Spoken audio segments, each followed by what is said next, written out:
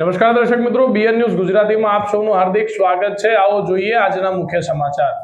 Deodar pay કેન્દ્ર શાળા number 2 દ્વારા આયોજિત અને બીએ રાઠોડ સાહેબ આચાર્યના માર્ગદર્શન હેઠળ 10 દિવસ સુધી અલગ અલગ જગ્યાએ બેગલેસ કાર્યક્રમ યોજવામાં આવ્યો, જેમાં દિયોદર પ્રાથમિક શાળા નંબર 2ના બાળકો ધોરણ 6 થી 8ના 180 બાળકોએ જુદા જુદા વ્યવસાયકારોની મુલાકાત કરી વ્યવસાય કાર્યો કઈ રીતે કામ કરે છે તેનું વિદ્યાર્થીઓ જાતે નિદર્શન કર્યું।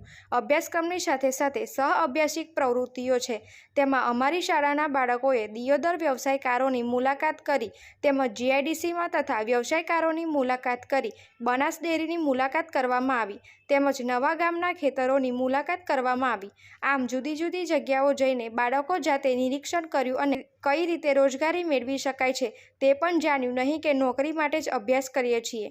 જીવન વિકાસ કેમ થાય તે પણ પ્રવૃત્તિ દ્વારા જાણી શકાય છે।